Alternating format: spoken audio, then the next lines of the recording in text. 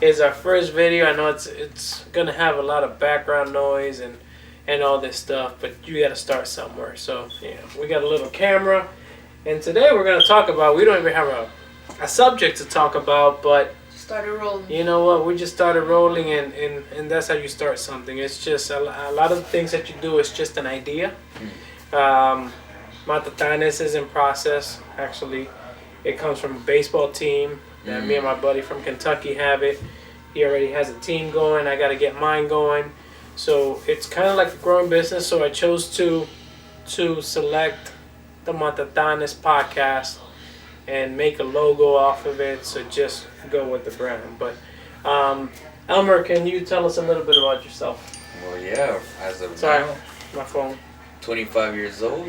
I am working at Habitat as of now, part-time, but I am also day trading in the morning. I've been day trading with my beautiful girlfriend, soon-to-be wife. I've been day trading with her for 3 years now, and stuff is finally rolling. Okay, that's the one thing, obviously I carried this girl when she was a kid. I won't say the embarrassing story, but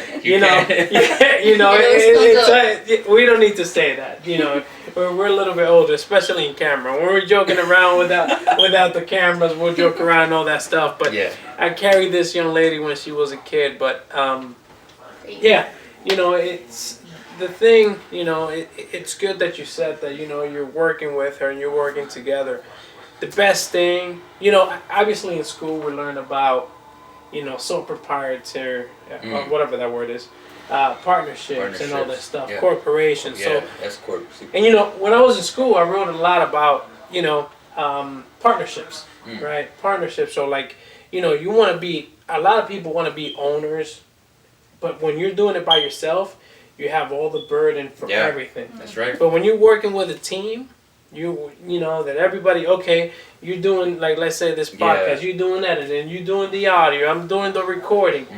It makes it so much easier. Why? Because we could put everything together and then it becomes one. Exactly. So I'm going to introduce Laisha. She said she was in her pajamas, but it is what it is. This is... Got home from work as well, from Habitat, 24 years old, doing the same thing as he said, doing trading, doing it for 3 years, seeing the positive outcome out of it 3 years later. I also cut hair in the weekend. Hey, hey, man, of all trade, you gotta start somewhere. Yeah, and it's funny you talk about haircut. I don't know how many years ago we talked about that. Hey, you go learn. Eventually, once my kids are done and all this stuff, we'll get something going and. It's almost about that time. Everybody's almost 18 already. My oldest is 20. I know Junior since he was, he's going to be 21. Yeah, then Georgie's going to be 20. And then next thing you know, we talked about this, right? Yeah, we did. We talked about this. Everybody's going to grow, and then we're going to make a big, big team. And then next thing you know, Matatanes is going to take off. Yes, sir. And Georgie's doing the barbershop. I know he's not here, but next time he's here, we'll talk.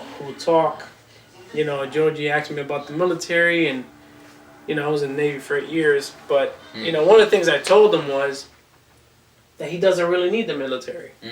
Why? Because his dad, military is good, but his dad pretty much left him a business. So why wouldn't he take care of it? He was doing, what was he going to school for? For HVAC or something? I'm like, what the hell are you doing? You're a 20-year-old kid. He was just doing something to do something. You're a 20-year-old kid with your own business. Pretty much. And who's better going to take care of business? Obviously, there's kids that don't take care of their parents' businesses. Yeah. Luckily, my dad left me a couple houses and they're still there. But, some people just destroy it. But, it seems like, you're going to the barbershop. She's taking care of the barbershop. Georgie's doing his thing with the barbershop. So it's funny, we had this conversation maybe 4 or 5 years ago. And, like, everything is like, we spoke it into existence. Exactly. So, it's so amazing. It's amazing to see everything coming full circle. Yeah. You first have to manifest it out and then let life do its thing. And, of course, it comes back to you tenfold. Yeah. So I have a question for you. What's up?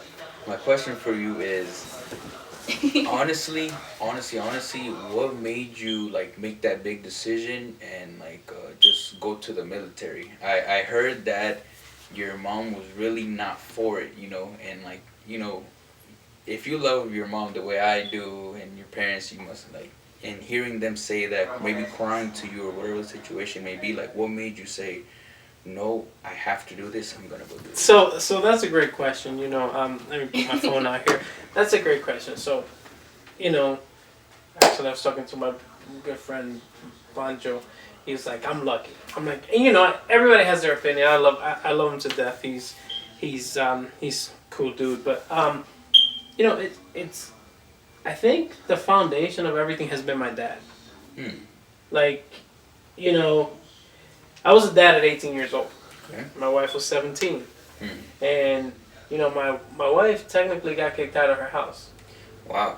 So my dad goes, my grandson or granddaughter's not going to live in the streets. Pick up your stuff and let's go. So, we left Jennifer's house with a little teddy bear and went. My dad used to buy milk for the baby. My dad used to buy the diapers. Because I was still in school, I was still chasing the baseball dream. Yeah, that's another story that we'll talk about baseball stuff and next episode. So, like going back to that stuff, it's like, the reason I'm the dad that I am is because of him. Amazing. You know what I mean? It's not, a lot of people say, "Oh, you're just such a great dad," and in all reality, I learned it from my dad. You know what I mean? Like, he had the chance to move to DR. And he didn't do it. Had a house over there, had some property and all that stuff. He didn't do it. He just wanted to be with his grandkids. Was he a pain in the ass a lot of times? Oh my God, absolutely, yeah. But, like... What dad isn't? When actually her mom, my mom, my wife, they were all working a sandwich in Cleveland. Guess who used to stay with Ashland? Running around, my dad. Wow. He used to stay with his granddaughter. He's an oxygen. When he was diagnosed with emphysema, this is how the doctor explained how he was breathing. He said, take a straw and try to breathe through it. That's how he breathes. And in 2005, he was given 5 months to a year to live. Wow. He's still with us an extra 14. Wow, that's amazing. I didn't know that. And I tell you one thing, and off camera, I'm going to show you something about Rocky Balboa. Like, he's talking to his trainer, and I know we're going all over the place, but he's talking to his trainer, and he says, sometimes people live, you keep losing and losing, and then until you lose everything. And sometimes when people don't want to live no more, they just let go. I think when my dad let go, I think he felt that I was ready to take off. Wow. Because, he would, every year he would go to the hospital and we'll go and stay. And the one time he was intubated. And they say that not a lot of people come out of that. So, crazy story. He said he went to heaven. And I don't know if I shared this with you. When he was, whatever, he said like he was hiding and he told God, I want to see my family one more time. So he was sent back and then he came out of the tube and he said, I'm going to walk through those doors. Wow. And he walked back home. Actually, there's a video. I'll show it to you later. Wow. Like he walked back, a few days later, we put him in hospice and one of the things that we were doing was they wanted to take him to this facility, and my mom and I were like, he never left us. We'll take care of him at the house. So they got him the bed and everything. And the night before he died, I know you asked me a question, I went all over the place, but the night before he died, it was the best day and crazy thing, I didn't know what to do. I don't know if I was going to bury him. I don't know if I was going to cremate him. And one of the last things he said was like, cremate me. Pretty much.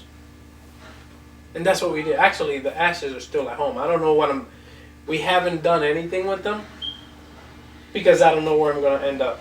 Wow. I don't want to bury them in Ohio, and then I move down here or wherever we go. Yeah. And then next thing you know, shit. Excuse my language. We're gonna have to edit that, but we could always change that. But yeah, but ultimately, going back to the Navy. Sorry, I went on about my dad. You know, it's funny. Reason that came back actually get me. I don't know if she showed you. She got me a blanket. Yeah. Oh, she gave it to you already? No, she had Jennifer show it to me, but like one of them was me in a picture with my dad like this, and it, you know, made me go back. So, so I was from job to job. Like my life was baseball. All I wanted to do was baseball. But sometime in life, you don't get what you want. And I tell you one thing: had I played professional baseball, I don't know where I would be. Really? You know, it's a different lifestyle. It's a whole different pathway you would have taken. It's a different lifestyle. I don't know if I would have been with my family. Not saying that I won't, because I love my family to death, but it's a busy trip. It is. It's just like being in the military. The best thing that happened to me is not being in the military, because, you know, there's so many things, but there's so many things that happen out of the military. So, one day I get a letter on West 44th in Cleveland from the Coast Guard. Coast Guard, pirates, that's what they call them. And I go to the office. They're not there. Then I go to the, I think it was an RV show or maybe a car show. And I went, and there was the National Guard. National Guard, Coast Guard. I'm like, yeah, I was trying to get you guys. Yeah, that's us. So this guy gives me a spill, takes a test and everything. We'll make you a truck driver. I'm like, National Guard and Coast Guard. Is that the same thing? So I started doing research. Okay, yeah, like that's really smart. You know, I don't want a freaking rifle. So then I walked into the Navy, and I'm like, I spoke to the guy, this is the job I want to do, blah, blah, blah. And I'm like, I should go reserve. He goes, you got 2 kids and you're married. You need to go active duty. I'm like, Whoa. What? Yeah, what? And I tell you one thing, it was the best thing. Believe it or not. He goes, you're going to get BAH, basic allowance for housing. You know, your kids' medical stuff is going to be, you know, if you come back and you don't have a career, like the reserve are for people that have a career, like doctors, police officers, like, you know, people that have, like, they just want to get away. And I tell you one thing, I don't know where he lives. His name was Eric Rosas. I don't know where he is, but I tell you one thing, he did me a favor. And then I joined the Navy, got to travel the world, you know. A few places of where you've been. So I've been to Greece, I've been to Turkey, I've been to Spain, I've been to Bahrain, I've been to Dubai. I've been to Dubai twice. I've been to France, England. Amazing. So it was a really, really good time. And I tell you one thing, it was a really culture shock going to the Middle East. Because, you know, I joined the Navy in 2008. 2001 we had 9/11. And I go to Dubai, and you know, you have a notion of people, and you're like, okay, what they're telling us is not what it is. These are really nice people. Obviously, there's bad people, but that's for another day. But then, you know, went to New York. Funny thing is, that's what you got to manifest, and then, you know, we could move on to something else. I get to New York, and I'm like, I'm gonna build a referral system that's gonna be crazy. I won't even have to leave my office. So first 6 months. The very next year, I was a recruit of the year. I put more Navy SEALs than anybody in the country. Special operations. Actually, my supervisor helped me out a lot. But the crazy thing about that is that, like I said, that this is what I was gonna do, and it was done. And how? I don't have a clue. Dude, but the first time I was going to go to a high school to talk to students, I kid you not, I spent over an hour and a half in the parking lot. Do I go in? Do I not go in? I ended up not going in. Wow. No, I was just scared. Wow. No, and then, you know, just... Not to cut you off, but something that my brother Jody told me. He told me, if you're scared, do it scared. Yeah. Do it scared. So same thing about this. Yeah. Like, we're like, let's record it. Well, you know, I don't know. I'm like, you know what? Let's just do it. I guarantee you there's a whole bunch of back noise. Yeah. Back there, because you got the TV over there and all that stuff, but that doesn't matter. So, now, enough about me, but yeah, ultimately, my dad's the foundation. And obviously he has a foundation, because he lost his dad at a really young age. And my grandfather I was like 3-4 months when he died. Wow. So, a little bit about you guys. Okay. So, how do you guys meet? Well, okay, we can get to okay. So your dad, okay, so your grandpa died at an early age? Well, I was like a couple months. So I think her mom, because how old is she?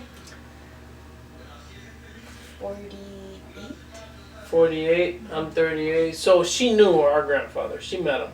Mm. I was just months when he died. I think I was, he died in February 85. Yeah. I was born in October 84. Whoa. So I never met him, Okay. like from my dad's side. Yeah. You know, obviously I think you met our grandpa from your mom's side. Actually, you know, before we get to you, you know that her mom and myself were cousins twice. In the elderly, like we have the same uncles, the same cousins, except the same parents. Whoa. My mom and her mom are sisters. My dad and her dad were brothers.